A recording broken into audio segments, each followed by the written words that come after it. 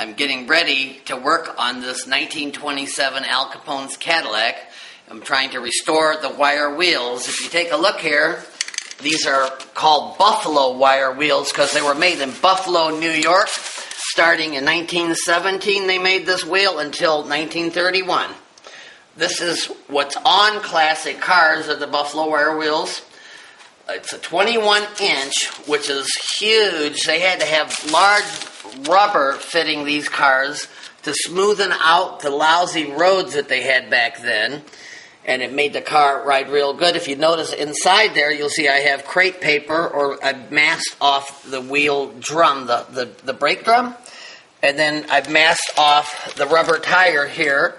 Also, these are split rim wheels. There's a ring here. This is how you remove the tire. That's before they had large capacity tire mounters. Now, like I say, I'm getting ready to spray this wire wheel and make it look like it used to. Now this is one of the 21-inch Buffalo wire wheels. You can see we've already painted it. This is the back side of it. And this is the front side of it. This is the spare tire. And if you take a look here, I'm done painting all the wheels.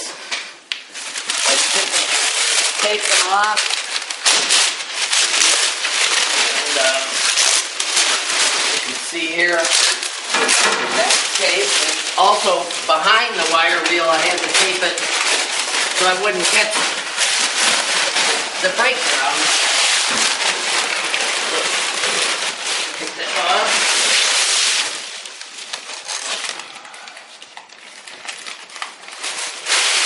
Take a look there. And then the next thing I'm doing is I'm going to put a white wall back on this car like it was originally, like I'm doing over here.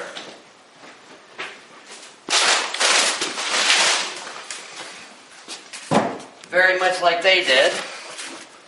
And that'll be dressing the tire up a little bit.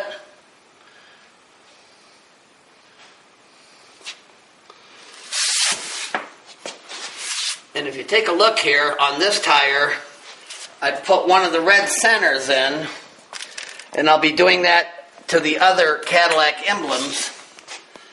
And pretty soon this car is going to look like when the day Al Capone had it. Very few Cadillacs have these wire wheels on them. It was a custom item, and very few or almost none of them had it chrome-plated or nickel-plated. Al Capone was one of the richest guys in the world. He could afford anything. These wheels alone, as I mentioned before, are a $650 option.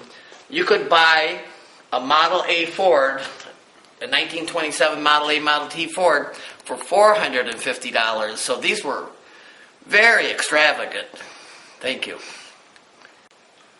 Now we're done with the wheels and the tires on this 1927 Cadillac Limousine. You'll notice that we have the white wall back on there. We have the wheels painted silver again. You can see the black brake drum in the back there. And then you can notice the red centers that say Cadillac on them. They say Cadillac, standard of the world. Of course, these are 21-inch Buffalo wire wheels. They're very rare for any kind of a Cadillac to have these on here. You can see over here on this side, we're done with this one too. And take a look at this one here. It's also done. This is the original white wall. And if you take a look, you can see remnants of it being white on the other side also. The original car had double white walls, meaning inside and out. This was absolutely a stunning car when it went down the street. People could tell immediately that it was a classic. Of course, take a look here, the centers. But take a look at this one. It has a different type of a hub. It's bolted on from the back. This being the spare tire. If you take a look inside here, you'll see the hemp rope inside of these tires that Al Capone had fitted on here to prevent these cars from going flat. This goes all the way around, of course, the tires. There would also be an inner tube in there, and if he's shot at, he still can make it, still driving 40, 50 miles an hour. It's the first really kind of James Bond car that ever existed, and we'll talk about more features of it later.